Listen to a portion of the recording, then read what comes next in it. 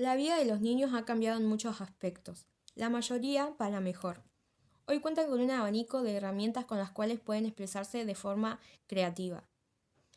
La salud mental toma un papel más importante.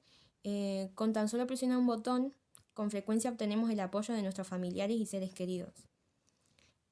También los niños de hoy tienen nuevos desafíos. Afirman dormir menos y sufrir más estrés. Las amenazas de siempre toman un nuevo cáliz en el mundo digital, como por ejemplo el ciberacoso. Las escuelas siempre deben estar evolucionando al mismo tiempo que las sociedades, anticipándose a los cambios y reaccionando ante los problemas.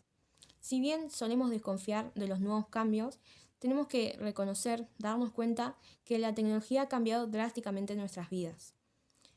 Tenemos que poder reconocer también qué es lo que ha cambiado en el mundo de nuestros niños y también reconocer qué es lo que no ha cambiado, como las relaciones sólidas y sanas con los amigos y familiares. Hoy se observan en el siglo XXI nuevas tensiones. Los niños manifiestan tener más estrés, más ansiedad y presión por destacar en el entorno educativo. Las tecnologías que ayudan a los padres a comunicarse con sus hijos también dificultan el poder monitorear qué es lo que hacen cuando tienen el aparato dispositivo. La naturaleza del medio digital conlleva sus riesgos, como por ejemplo el ciberacoso y entre otras. La infancia en la era digital. Las nuevas tecnologías potencian la autoexpresión de los niños, la búsqueda de información y socialización, el momento de necesidad. Por ejemplo, si el niño necesita de su padre a través de una llamada telefónica o un mensaje de WhatsApp, ya están en contacto. Hay que tener en cuenta que esta nueva era digital, la nueva tecnología, no solo trajo aparatos electrónicos como netbook, tablet, celulares, entre otros, sino que también trajo buena atención médica, seguridad pública, mayor apoyo en sus bienes físicos y mentales, entre otros.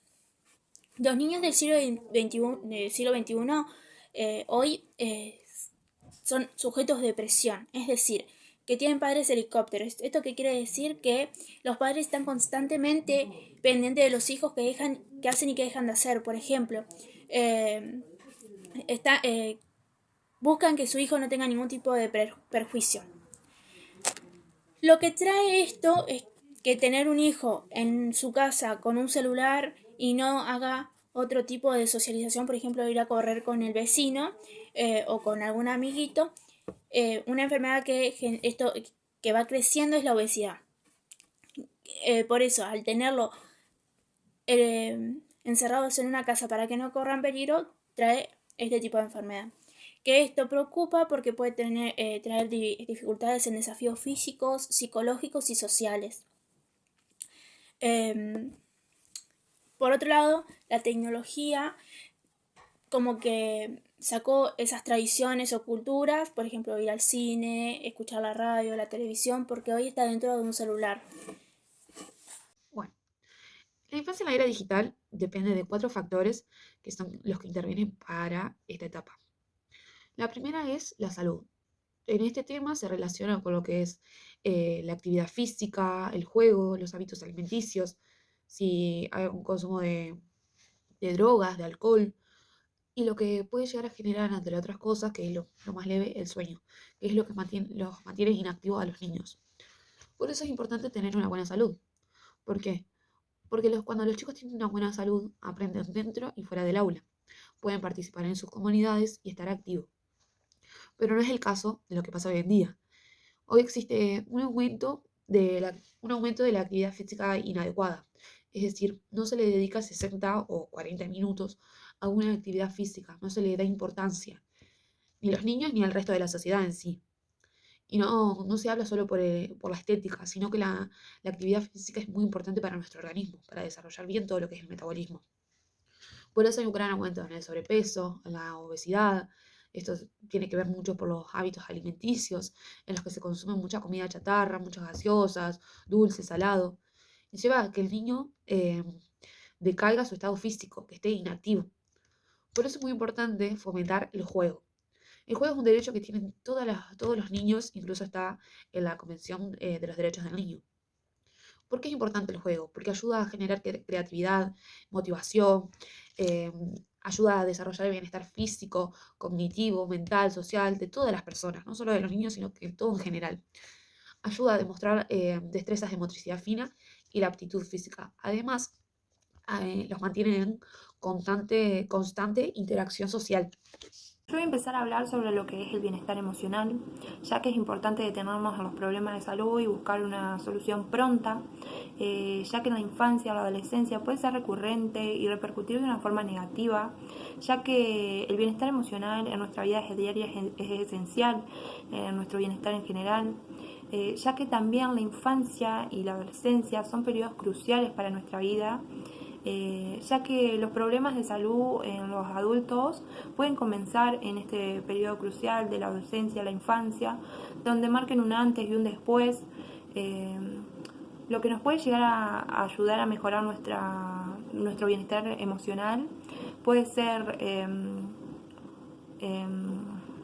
una relación positiva y estable con nuestros padres, con los maestros en este periodo de la infancia, de la adolescencia, donde los maestros y los padres puedan confiar y respetar a los niños, que nos pueden ayudar a afrontar dificultades y que se preocupen por su bienestar, ya que por el contrario, si estos pasos no se dan correctamente, pueden surgir como riesgos significativos en estos periodos para el bienestar de la infancia, donde puede repercutir y haber consecuencias de estrés, suicidio, ansiedad, depresión. Entonces por eso es importante obtener estas competencias sociales, emocionales, que nos ayuden en nuestras primeras etapas. Bueno, voy a hablar sobre familia y compañeros. La familia desempeña un papel destacado en el proceso cognitivo, educativo, del desarrollo y de la salud de las edades más tempranas. Luego, los compañeros también se vuelven importantes en la vida del infante. Por eso se puede decir que estos factores sociales se pueden dividir en tres etapas del desarrollo de la infancia, donde donde la primera etapa, en la primaria de la infancia, un vínculo con la familia se asocia a un desarrollo físico, social, emocional positivo, y en la segunda etapa, en la infancia media, los compañeros se vuelven cada vez más importantes, aunque la familia continúa siendo primordial, y con esto quiere decir es que se pone en juego lo que ellos posteriormente conocían, o lo que van conociendo progresivamente mientras conocen otros factores sociales como son los compañeros. Y en la última etapa, en la adolescencia, donde los compañeros son fundamentales, pero la familia sigue siendo importante, ya donde ellos tienen un panorama de lo que conocen de la familia, como así las creencias o lo que la familia le enseña o lo que le inculca, y donde ya tiene una relación más estable con los compañeros y él elige como que reprogramar sus propias creencias con un poco más de autonomía en base a lo que conoce y lo que va conociendo. Siguiendo con la brecha digital, hoy en día es importante el uso del Internet, ya que es una etapa, una parte de nuestra vida que nos está interesando a todas las personas, en las que estamos todo el tiempo conectados, ingresando, usando Internet. Pero hoy en día los que más pasan tiempo en Internet son las infancias. Hay niños y niñas que tienen un buen manejo de Internet, saben cómo conectarse, cómo jugar, cómo entrar a páginas, mientras que hay otros niños que son desfavorecidos, no tienen un buen manejo y no saben lo que es usar un celular, una tablet, una computadora, y están desinformados. Entonces es muy raro que ellos puedan acceder a estas digitalizaciones. Entonces, la escuela tiene que ser un lugar en el que esta desigualdad no exista más y que haya igualdad entre los favorecidos y los desfavorecidos. ¿Para qué? Para que esos niños que no conocen sobre la digitalización puedan acceder a ella. Entonces es importante que el docente se capacite, se informe sobre las TICs y las lleve al aula constantemente como una herramienta, como un recurso didáctico. En sí, la tecnología digital también tiene muchos riesgos, como por ejemplo el ciberacoso, aquellos contenidos perjudiciales que hay en Internet, y aquellos datos personales que generan sin darse cuenta y sin saber a dónde llegan esos datos personales. Y eso también lo hacen los adultos, no es el caso solamente de los niños. Y volviendo al principio, cuando hablé de salud, estos riesgos digitales pueden generar muchos problemas de salud, tanto mental como físicos. Si usamos moderadamente la digitalización, la tecnología digital, podemos conectarnos con otras personas, en el caso de las infancias con amigos, conocer, informarse, jugar, porque hay juegos que desarrollan la conexión, la cognitividad. Entonces hay una parte de la digitalización que es en ventaja y hay otra que es en desventaja. Es importante que los niños estén acompañados de un adulto y que ese adulto esté informado sobre lo que hace el niño en la digitalización. Los nuevos agentes de socialización. La presencia de estos medios de comunicación y las nuevas tecnologías empezaron a ser nuevos agentes de socialización, y también esto trajo modificaciones en la vida tanto del niño como en el adulto. Por ejemplo, hoy el niño tiene más autoridad que un adulto. Para hablar de este tema de socialización, y tomamos como referente a Juan Carlos Tedesco, que fue un educador y pedagogo, que habla sobre que esto también trajo modificaciones en el sentido de socialización. Y toma como referente a Berger y Luckmann, que ellos hablan sobre las primeras relaciones de socialización del niño, que vendría a ser la familia, que es la primera carga efectiva y lo que representa al mundo, y la socialización secundaria, que vendría a ser la educación. Esto se ha perdido por estos nuevos agentes, como la medio de comunicación y la tecnología, como nombramos anteriormente. Esto implicó cambios y debilitó este tipo de capacidad de socialización con la familia. Y que no es que se eliminó, sino que tiene una carga menos efectiva, como así decirlo. Bueno, ahora voy a hablar sobre la Convención sobre los Derechos de los Niños, donde fue elaborada durante 10 años por distintos representantes de distintas culturas, religiones, sociedades. Fue aprobada el 20 de noviembre de 1989, donde expresa que seres humanos menores de 18 años son niños con derechos. Se expresa a lo largo de 54 artículos, entre que son niños con derecho a la libre expresión, a derecho a la salud, a la educación, a la igualdad, a tener una familia, entre otros. La convención era necesario porque más allá que en países había leyes para la protección del niño, no en todos lados se cumplía. También la convención es un modelo de salud, de supervivencia y para la protección de todos los niños. Y más allá después de 2 años, más de 2 años de la legalización de la Convención sobre los Derechos de los Niños, un grupo de trabajadores en un momento histórico, político y social, y la intervención de estos propios profesionales como médicos, educadores, psicólogos, sociólogos, abogados que trabajan sobre la especialidad del niño, trabajan especialmente sobre el niño, están viendo si esta convención se cumple. La niñez en la Argentina en el siglo XXI. Para comenzar a hablar de la niñez en el siglo XXI hay que tener en cuenta unos sucesos atrás, es decir, unos siglos atrás. En el siglo XVII a los niños no se los consideraba como niños, sino como adultos. Philip Ari lo denominó adultos en miniatura. Los niños en esta época eran explotados sexualmente y laboralmente. En el siglo XVIII siguió esa explotación. Ya en el siglo XIX los niños empezaron a ser reconocidos y ser sujetos de derecho. Ahora bien, para hablar de infancia hay que tener en cuenta que la infancia no es la misma. ¿Por qué? Porque tiene que ver con su entorno social, político, económico, cultural, su religión, es decir, su entorno o el contexto en el que vive el niño. Un giro notable en Argentina fue en el siglo XX, es decir, en 1946 cuando empezó el gobierno peronista, al cual esto se le provocó un crecimiento notable para las familias, para acceder a una vivienda, vacaciones, un bienestar para su salud y físico también. Creó la educación pública para que todos puedan acceder a una educación. En 1948 se creó, Vita creó su fundación, que lo único que le importaba era el bienestar del niño. Otro suceso que provocó empezar a reconocer al niño y a la familia fue la industrialización, la salarización y la gestión del estado de bienestar modificó todo esto hasta un golpe militar, que fue en 1955, a donde cuando los derechos empezaron a encaminar, retrocedieron. Es decir, nunca llegaban a un punto. Y en este hecho de este golpe se produjeron por varios años todo este tema de la desaparición. Hubo alrededor de 30.000 personas desaparecidas, también cientos de miles exiliados, los campos de exterminio, y también algo que afectó a los niños fue que muchos de ellos fueron torturados y asesinados en ese. El primer gobierno electo democrático luego de la dictadura tuvo que enfrentar una situación catastrófica en la que quedó la Argentina.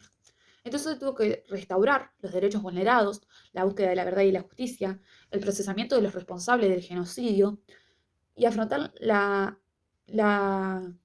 elevada pobreza que vivía en este momento la Argentina. Entonces tuvo que tomar medidas de emergencia, como por ejemplo el PAN, que fue un programa de emergencia alimentaria, en la que el Estado arrojaba en aviones alimentos para paliar el hambre que vivían los ciudadanos, toda la población en este momento. En este gobierno se crea el programa Chicos de la Calle, que rescataba, que amparaba a aquellos niños que estaban en situación de calle y que habían huido de sus casas por la catastrófica situación que había dejado la dictadura militar. En 1989 vuelven las bases del peronismo con el presidente Carlos Menem. En 1990 se crea el Consejo Nacional del Menor y la Familia, con políticas rectoras para la niñez. En este consejo se basaba en anular la ley Dagote, sancionada en 1919, que se basaba en que un juez tomaba medidas arbitrarias sobre las infancias, sobre los niños y adolescentes que hayan cometido un delito o que estén en situación de calle o cualquier situación en la que vivan los niños y las niñas y los adolescentes. Entonces, en el siglo XX se vivió un escandaloso nivel de pobreza, específicamente un 50%, y un 20% de indigencia. Después de otros gobiernos, en el siglo XXI, en 2003, asume el presidente Néstor Kirchner, volviendo a los postulados del peronismo, basándose en la economía, sanciona la ley 26.061, que se basó en la protección integral de los derechos de las niñas, niños y adolescentes. Luego, también está el establecimiento de la asignación universal por hijo y muchas leyes y muchos programas más que se basaban en desarrollar la universalidad de los derechos de las infancias y cumplir con la Convención sobre los Derechos del Niño. También mejorar las situaciones de las familias, el bienestar de las familias. Luego de 12 años del peronismo, en 2015, asume un gobierno populista tajante del peronismo, es decir, que se basó en restringir aquellas medidas que había tomado el gobierno anterior sobre las infancias, como por ejemplo el Conectar Igualdad, que rompía con la brecha de la digitalización entre los que podían acceder a la digitalización y los que no podían acceder. Después, el programa Plan Fines, que era para que aquellas personas mayores de 18 puedan terminar sus estudios. Y tampoco hubo un aumento en la asignación universal por hijo. Entonces este gobierno se contrapuso, fue contradictorio a lo que venía fomentando el peronismo, que venía logrando. Hoy en día, en 2022, se puede decir que las infancias atraviesan el 40% de la pobreza, que sigue existiendo el trabajo infantil, la trata de las personas, la prostitución de los niños, el consumo de drogas y alcohol en los niños, entre millones de situaciones más. Y que los gobernantes no se preocupan por ayudar, por proteger a las infancias, por separarlos de estos ámbitos, de estos espacios. Entonces, hoy en día, en 2022, hay que trabajar más para ayudar, para proteger a las infancias. Bueno, voy a hablar sobre por qué nos importa la relación sobre la infancia y el mercado, ya que es un factor esencial y quizás más evidente en la fuerte presencia de los productos de la industria cultural y de los medios de comunicación en la vida cotidiana del infante. Con esto quiero decir que el mercado lo toma al niño como una persona individual y autónoma, lo toma como un consumidor más, destinándole programación, indumentaria, alimentación destinadamente solamente específica para el niño, donde marca una distancia generacional sobre el adulto y el niño, donde lo vuelve al adulto solamente como el rol de proveedor del uso y desuso de estas nuevas tecnologías, donde el mercado cada vez se encuentra más en los terrenos de las ciudades, como así, en las calles, en los supermercados, en los kioscos, en los restaurantes, y así lo vuelve un ecosistema naturalizado sobre el mercado, entre las golosinas, las películas, los juguetes, todo este consumo que les brinda a los niños. Bueno, esta distancia generacional que existe entre el niño y el adulto actualmente, anteriormente no pasaba, porque por ejemplo, anteriormente jugaban con, por ejemplo, una pelota de trapo. Entonces para el adulto y el niño significaba totalmente lo mismo, y hoy se nota la diferencia porque los niños están introducidos y nacen a lo que es el mercado y conocen las tecnologías, y a los adultos o también a los maestros les cuesta un poco más porque son nuevas cosas que se van conociendo e implementando, y el niño no conoce otra cosa porque nace ya en el mundo del mercado. Bueno, el mercado, como anteriormente dije, propone un niño autónomo con sus propias reglas y códigos.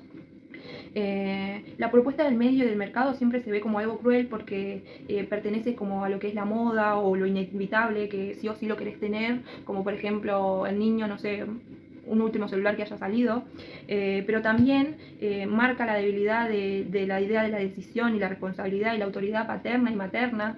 Y bueno, con las chicas tomamos una frase donde dice que parece paradójico que la preocupación de los padres por encontrar en la escuela una aliada en la forma de ver el mundo no se contiene en lo relativo de la industria cultural. Muchos son los padres y los docentes que reconocen seguir muy de cerca la escolarización de sus pequeños, es decir, que está buenísimo que los padres y docentes se alíen para seguir un camino guiado para los niños, pero que no solamente sea en la escuela. Por parte de los padres tendrían que revisar un poco más lo que sucede en sus casas, y por parte del docente, bueno, seguir actualizándose, por ejemplo, en lo que es las nuevas tecnologías, y no ignorando por completo, sino participando en los intereses de los niños y marcándole una limitación sobre qué pueden llegar a hacer o para qué sirve, y que ellos no lo usen de manera tan libre, pero sí como para seguir avanzando y usarlo positivamente. Las infancias fueron de los grupos más afectados en las medidas tomadas en torno a la pandemia. La salud mental se vio seriamente afectada. La ansiedad y la depresión aumentaron muchísimo, y también las desigualdades. Se evidenció en la pandemia por el COVID-19 la brecha digital, que dejó a los niños de menores recursos frente a una precariedad educativa extrema. Y también nos dejó con la obligación de mejorar el uso de las tecnologías en las aulas. En 2020 se dejó de llamarle el Día del Niño al 21 de agosto para comenzar a llamarle Día de las Infancias. Y esto fue un cambio muy importante, ya que tenía como objetivo visibilizar las múltiples infancias y reconocer el mundo heterogéneo de la niñez. Ya que la pregunta de qué es un niño hoy no tiene respuestas únicas. Porque ¿qué tiene en común un niño que trabaja y que cuida de su familia con otro niño que utiliza su tiempo libre en actividades recreativas? ¿Qué tiene en común una niña de 12 años que es madre con otra que no? Es por estas cuestiones y muchas más que podemos decir que son todos niños, pero que no transitan por la misma infancia. Bueno, yo voy a hablar sobre las características del docente en el siglo XXI. El siglo XXI se caracteriza por la interconectividad global y la introducción de nuevas tecnologías que han facilitado la difusión de la información. Por eso las tecnologías han traído nuevos retos. Y es por eso que la adaptación debe ser una característica que esté para el desarrollo de los seres humanos. Los alumnos, para que puedan adquirir competencias multidisciplinarias, debe el docente tener competencias digitales. El docente debe poder desprenderse de la idea de que es el único foco de información, la única fuente de información, ya que hoy acceder a la información de inmediato es muy fácil. Por eso el docente debe amigarse con la digitalización y utilizarla para el provecho del aprendizaje de sus alumnos, y para poder captar su atención y transmitirles sus conocimientos.